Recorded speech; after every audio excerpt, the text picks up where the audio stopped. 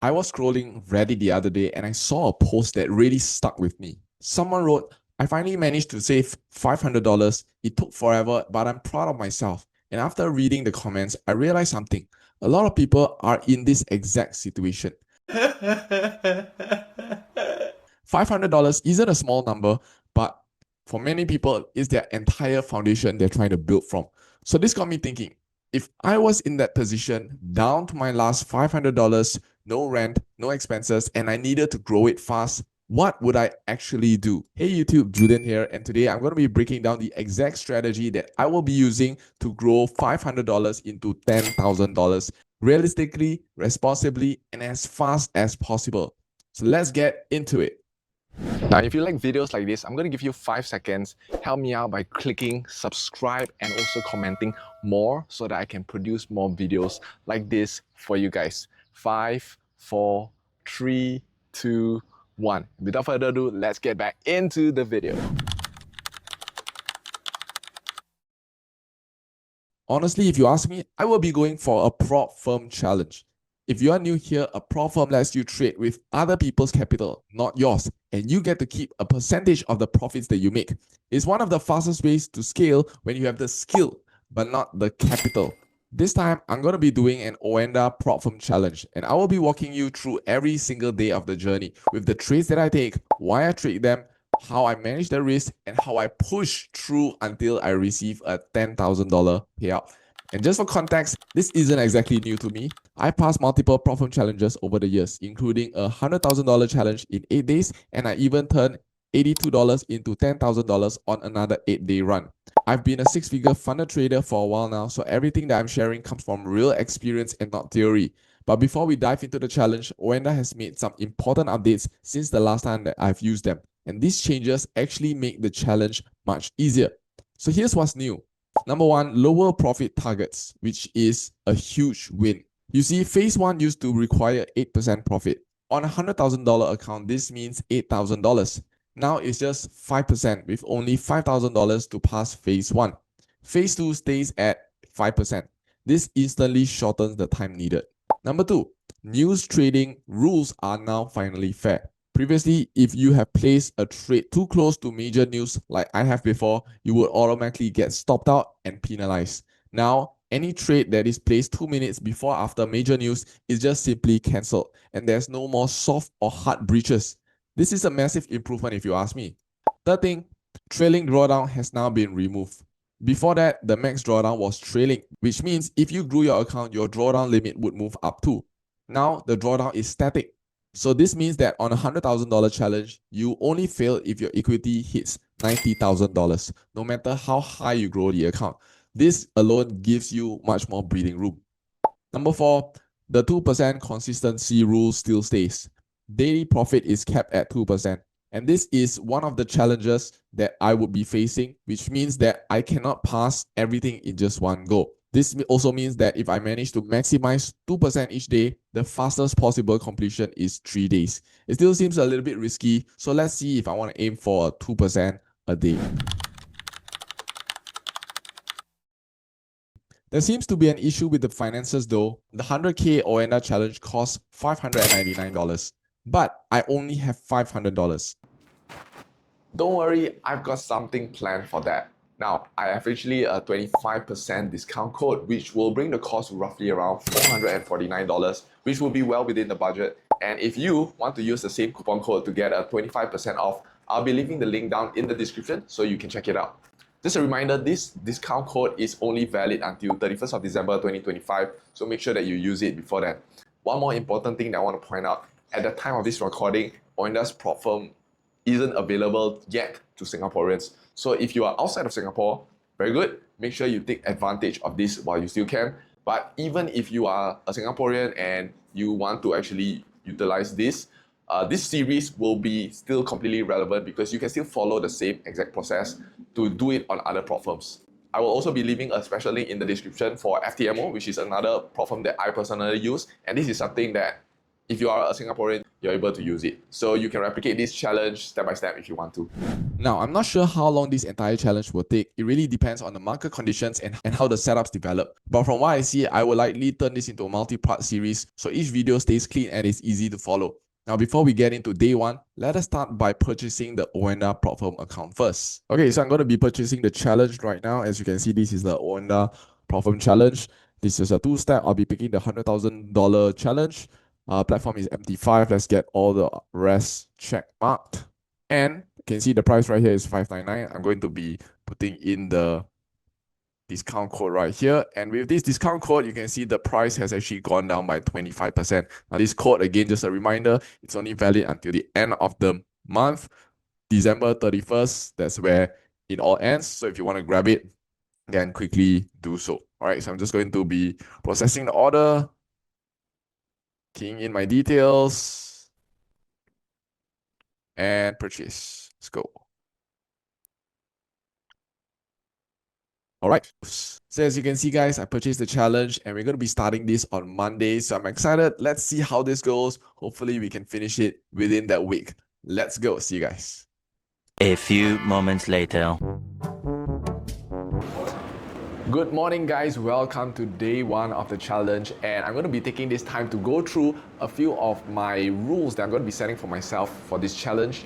So rule number one, only enter trades that I'm 100% confident in. This means that I won't be forcing a trade just because I feel like it. If I'm not certain about it, I won't enter. Remember, this is supposed to be my last $500 of my entire savings, so I shouldn't be messing it up unnecessarily. This also means that there may be a possibility that I don't even place a trade in a day. But who cares? Quality over quantity, and trading isn't a race.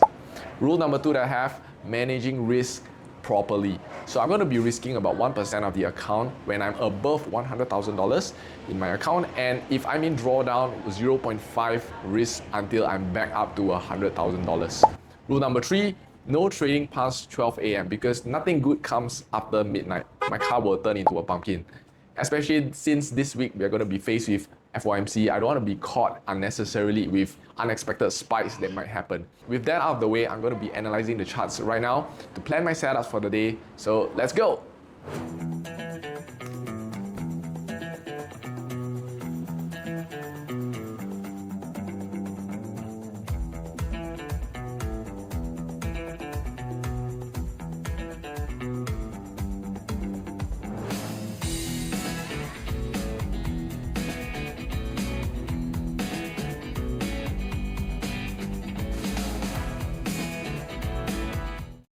Okay, guys, so let's give a quick walkthrough on what were some of the trades that we actually took today. Let's start out with the first trade. So you can see that this first trade was actually H1 SRR, support, breakthrough resistance 1, breakthrough resistance 2, form a new resistance over here. This is not a fresh entry because price already went up over here. So this is actually a second entry that happened this morning. Price came in here, all right, and started to push up. As long as this area here, this support here did not break, I actually took that as a valid area. That's why I eventually went in. Now, how did I go in? I didn't straight away go in. I didn't enter over here. Is actually I waited until there was a confirmation push up, right? Price retraced into this area before I entered. So I actually entered it a little bit later. If I will go to a smaller time frame, you can actually see that my entry was somewhere around this area actually. So after the breakout on the smaller time frame, it actually pulled back, right? Then I actually decided to enter here. But because I was actually about to head for a meeting, I actually closed the trade pretty quick. I think it was around here. My actual take profit was targeted it to go around here. I actually closed it before the take profit, and the trade eventually went up to that area. So this first trade actually was quite good. It started off the day with a profit of $296. All right, let's talk about the second trade. So for the second trade, I noticed that price kept rejecting this area right here. So I knew that there was actually some resistance that was happening. So I actually decided to go in for a sell. Now this sell was a little bit of a scalp because I didn't actually intend to hold the sell for very long. I actually entered the sell probably like a few layers over here, and price actually continued going higher. I actually did add in a few layers. But what I forgot to mention is that there was actually on M30 there was a fair value gap right here, right? So this fair value gap was exactly where price came in right? Actually didn't touch, came in and then started to push up again. So it's a good thing that I actually closed the trade when it was approaching here. So it was a quick scalp, and this scalp actually netted me $128. Again, still on a profitable side. Now next, let's talk about the third trade. So what happened was that price actually pushed up above here and actually came all the way down. I entered in right over here, and she was here. Stop loss just slightly below the London low, and we were actually targeting it to reach the London high. However, just before the London high, it actually reversed back, so I actually quickly closed it, even though we didn't actually hit the tick profit of 4217 at the London high.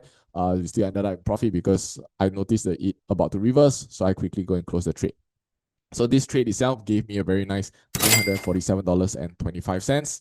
So this means that we ended up with 3 trades with our current balance of $1,371.25 in profit. Yeah, boy. So this means that I'm actually up 1.3% in this account right now.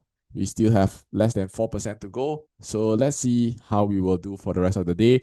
All right. So with that, if there are more trades, I'll update you guys. If not, then I'll see you guys on day 2. Bye-bye. Welcome to day 2 of the 500 to 10,000 challenge. Welcome back, guys.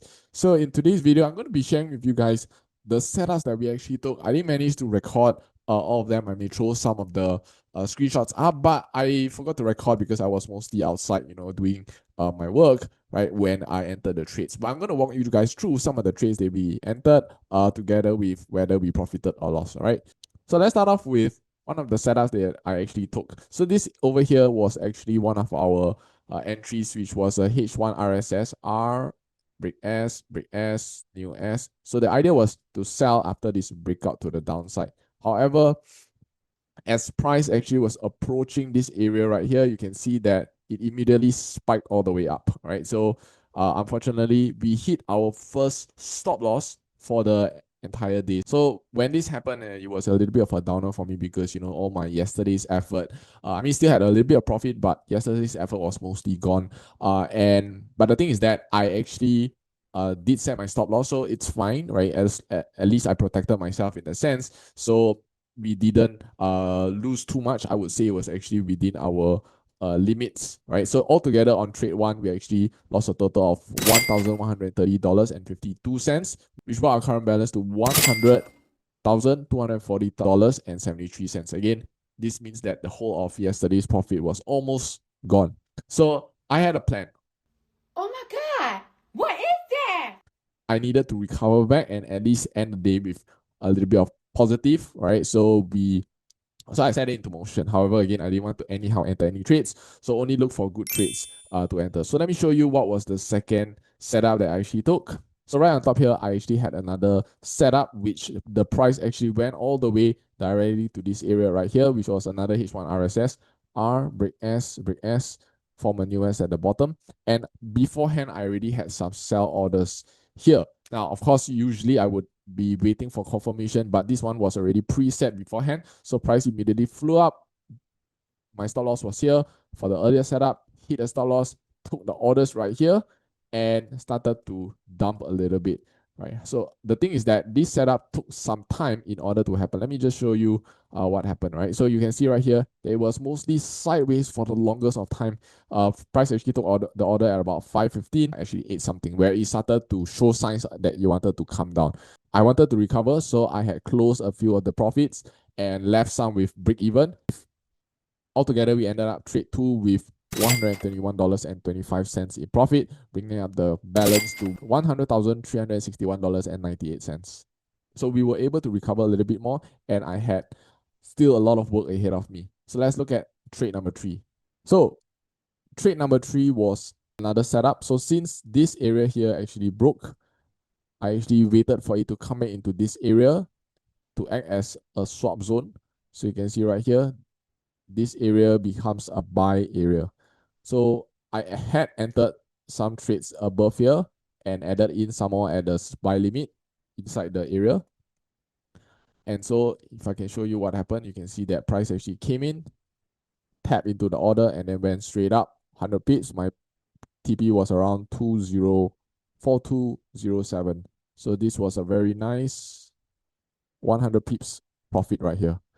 So this setup actually gave us the recovery that I needed, which was $1,022.62, bringing out our total balance to $101,384.60. So which means that we were slightly ahead as compared to yesterday. We have recovered the setup. So right now, it is actually around 11 as I'm recording this, and I wanted to enter just a final trade just to kind of put us a little bit more in positive. So I just took the last trade, and this trade was again a very simple setup. Let me show you. So right at about 11, there was actually a big news, high impact news. I didn't want to enter during the news. I couldn't enter during the news anyways because of the news trading policy. So after the news had ended, I would say around 11:15, I actually noticed that it was actually heading up. So after I saw that it started to go up, I entered right around here, around these areas here, and I actually was lucky because this actually gave me a very nice push. I think I closed around this area here, 1:1.5. Again, I didn't want to hold for too long. As you can see, it didn't go too far as well, right? Because it was already late, and I also wanted to end this strong. So you can see right here, we took a very nice 1:1.5 trade, and this actually gave me about $239.85. So this means our total profit for day 2 was $253.20. So let's see what happens in day 3. Looking forward for that. See you guys. So just want to give you guys an update on the trades that we took on day 3. Today was very much sideways, so I had to do a lot of scalping in order to recover from the first trade that we actually took a loss on. So nevertheless, I'm going to show you what are some of the trades that we took. Let's head over to the charts right now. So coming to the second trade, my mind was on recovering. So this was the trade that I actually took. I knew that because price couldn't pass and go on top, I was aiming for a sell. So this area here was one of the fair value gaps that I was actually aiming for. I had a few orders slightly below the fair value gap as well because I didn't know whether it would get taken, which was a good thing because right here, one of my order or few of my orders actually got taken right here, and it actually went down all the way until the Asian low where I closed the trade with a very nice profit of $141.50. This was a good thing because if I didn't close it, I would have wasted the profit because price eventually spiked back up after it swept the liquidity at the Asian low. The next trade I actually took was a bread and butter setup. This was actually a M30 SRR right here. This was a R, break S, new S. So right here, price touched the order right here, collected some of the orders, went all the way down. So this over here gave me a very nice profit of $261.80. So these two trades alone made us almost recover all the losses that we had before, so which was a good thing. Next, the next coming trades was all about making profit. So the next trade I actually took was a scalp. I actually closed this M30 sell around here, but my target was actually at this area 4200. My actual target was around here. So because of that, since I closed it early, when price actually went back up, I actually went in again as a re-entry all the way down until here. So this second re-entry also gave me a nice $98.30. Woohoo! We are on our way to our profitable day 3. Nice. So let's look at the next trade, which is trade number 5. Now, as I talk about trade number 5, I want to tell you that I was doing some tests. That's why the profit was only $1.10. I was actually executing some trades just to see something weird on Oanda. I noticed something with the execution on the Oanda trades. When I actually click buy, even though my order was at such a level, it will actually give me a slightly higher price. So you will see it in the screen recording that I'm about to show you. And it's actually quite weird because this is something that I never experienced before. I noticed something has been happening like this for some time, and other prop firms don't have such issue where they actually give you a higher price than the price that actually you actually click to buy. I don't notice this with limit orders, but I notice this with market execution orders. So take note of that. So let's talk about the next trade, which is trade number 6. This was actually a very nice sweep of the New York low right here. I actually had a few trades, buy limit orders right here, and it actually went all the way down to the liquidity sweep right here. went all the way up nicely until this area right here. I didn't hold it until my actual TP of 4200. Instead, I actually closed it right about here because I was in a hurry to go for my dinner already. So if I had held on to the trade all the way until my TP right here, I would have cleared my target for today. But since I didn't, it's okay. This trade actually still netted me a very nice $522.40. Next, let's talk about trade number 7. Trade number 7 was another bread and butter. It was actually a H1 RSS. Let me show you the trade I was talking about. Basically, right here, RSS new S, which was created after the breakout. So you can see right here, this was the entry. I would say until S1 here, but I made it a little bit smaller. It was really a touch and go. So I didn't have much entries right here. I think I had only maybe 4 layers. And these 4 layers actually gave me a very nice profit of $215 as I held it all the way down to probably around here, 100 over pips, which was, pretty good profit. The last trade I actually took, trade number 8, was actually a re-entry sell. So after price went down, price actually reversed back up again. And in the lower time frame, you would be able to see somewhere around like this. You can see that price went back up. I actually re-entered somewhere around here, went all the way down. So this one gives me a $200 profit, $204.33 to be exact. So we ended up day number 3 with a profit of $1,110.43 after deducting the commissions and all. This was the profit, $1,067.38. So we ended up the day with about $1,000 target hit, which is good. So now you can see my current equity, which is at $102,691.83, which brings me to about 2.6% of the account. My target is 5%, so I have about almost 2.5% left to go, which is what I intend to achieve within the next couple of days. So with that said, I'm not going to be staying up for FOMC at 3 a.m. I'm going to see you guys for day 4 tomorrow. Bye-bye. Julian. Oh, what have you done? So guys, as you can imagine from my expression, something went terribly wrong today. So just a recap, yesterday we ended up the day with 2.6% up, right? And I thought to myself, what if I could shortcut the process by risking a little bit more and aiming for 2% today so that we can wrap it up at ASAP. No, God, please, no, no, no, no.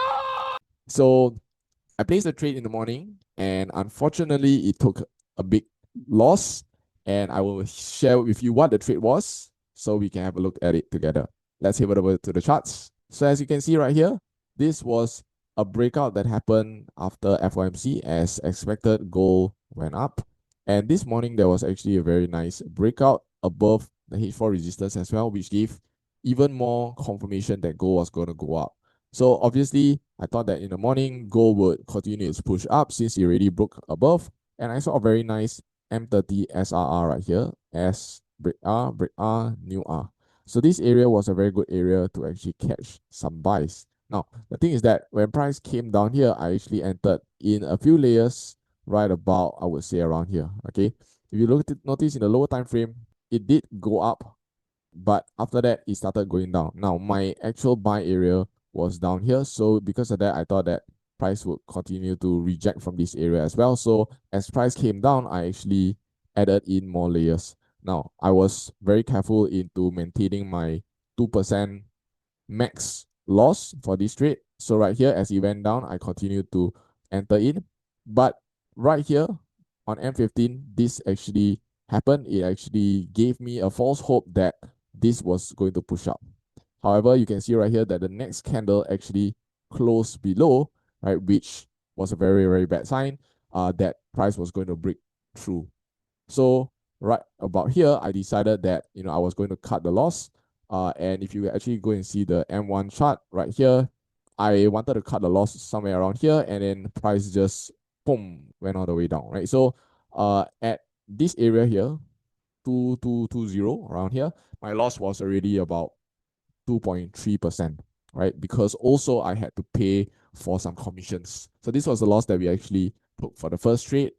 Now let's look and see whether we can actually recover it for the next few trades. And I'm going to be a little bit more stringent with my risk management now that we are down by 2.3%. Again, still a little bit of profits. I think we can still recover. But because again, we have a max drawdown of 5%, I don't want to go over it. So the next trade, if I actually do take a loss, I will actually stop trading. All right. So I will catch you guys on the next trade. Apologies for the messy hair. So I just took a shower and tried to cool down after the stop loss just now. And I actually saw a setup, so I actually entered in. This is one of my bread and butter setups, H4 SNR. So let's see if this hits our take profit. I would say about 100 pips.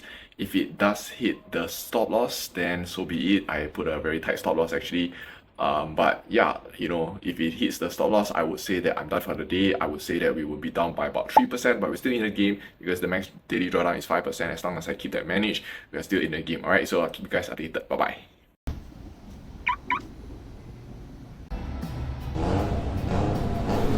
Hey guys, so just an update to the trade. We unfortunately had to take an L for it. So there's 2 trades with a stop loss, and for this last trade I actually put a very tight stop loss, so which is why he actually hit the stop loss. But it is what it is. I'm right now down by 3.9%. But the good thing is that we are still in the game because we have yet to hit our daily max loss limit of 5%.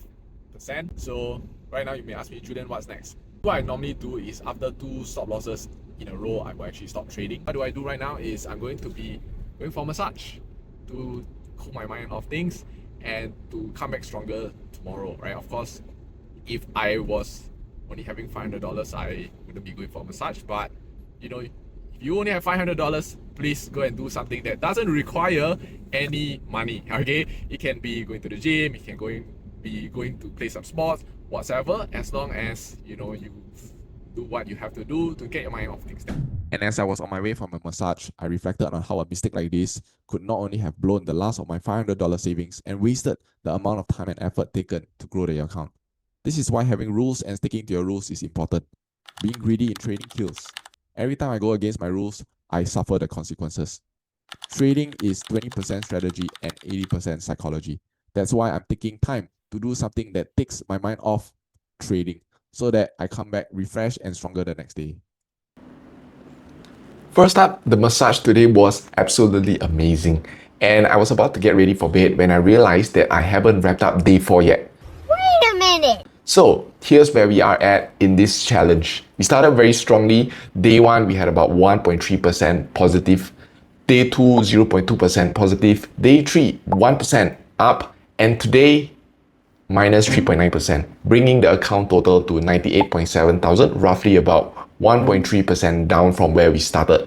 Of course, this is not ideal, but this is trading. It is not linear, it is not perfect, and some days the market just hits back, or you make silly mistakes like today, going way above my risk limit. Originally, I wanted this phase 1 to finish within just 5 days. But forcing trades just to meet deadlines would be reckless, and this is not what I'm teaching here. So instead, I'm going to be extending the challenge by 1 more week.